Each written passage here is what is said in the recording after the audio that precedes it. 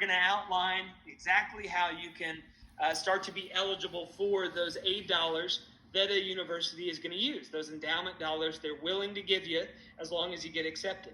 And so when it comes down to applying for financial aid, of course, we have the FAFSA. That's the federal application for, or the free application for federal student aid. And so that's something that is filled out every year for a student. Now, starting in their senior year of high school, that's when you'll fill this out for the following freshman year of college. You'll fill this out each year after that as well. So it's on an annual basis that you fill out the FAFSA. Again, what you get back from the FAFSA is right now what's called the expected family contribution. So the FAFSA, filling out this application is going to essentially give you a financial aid score. They're going to come back with the expected family contribution, what you are expected to pay out of pocket. So the government's going to determine exactly what you are eligible to pay these schools when you fill out this application. What we encourage, and we get this question, hey, do I really need to fill this out? The answer ultimately is yes.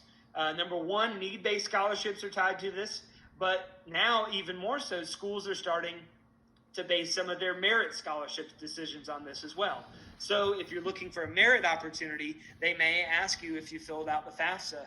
And yes, they do base some of the decision-making around that qualification. And so just something to keep in mind, if you do want to be eligible for more scholarship dollars, often it's filling out the FAFSA.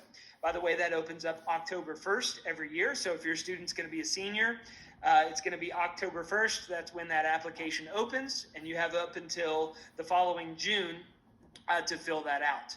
So you do have plenty of time. It is on a first-come, first-served basis, though. So the sooner you get the application in, the more likely some dollars may be there for you that a school is willing to give. Just keep that in mind. The CSS profile is a secondary, essentially an addendum to the FAFSA. So we like to say the FAFSA knocks on your door and asks for your financial information. The CSS profile invites themselves right in. They're going to walk right in your house. The reason for that, we're going to break down exactly what the FAFSA looks at, what they count in the formula. But also something to know is that the CSS actually looks at the non-custodial parent. If it's a separated or divorced family, they look at the non-custodial parent as well. And they're going to look at your home equity. Even if you have no intent of using that home equity to pay for college, they're going to still act like that you do. So just something to keep in mind. Again, don't shoot the messenger. Again, we're here to help you learn the rules and learn how to play by them. That in total is about 180 schools across the country. That can easily be found online if you type in CSS profile into Google, and that will pop up the list and let you know which schools do ask for that additional information. A few acronyms that you're going to hear us use: cost of attendance, that's COA. EFC, that's expected family contribution.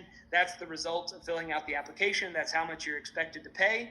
Cost of attendance is basically sticker price. If you take the subtraction of the two, that's your family's financial need. That's the amount of aid that your family is eligible for at a certain university. And so one note to make, I mentioned some recent legislative changes here at the top of our evening. One thing to note, as of December in 2020, there have been some major changes to FAFSA. One of them is that EFC is now going to be known as Student Aid Index. That's starting in July 2023. So don't be confused if you see some different terminology being thrown out. It's becoming SAI, Student Aid Index. The good news is that there's a 100 question application. Now it's 40 questions starting in 2023. So hopefully that will save you some time and effort. But at the same time, there are some disadvantages. We're going to cover those here in just a minute.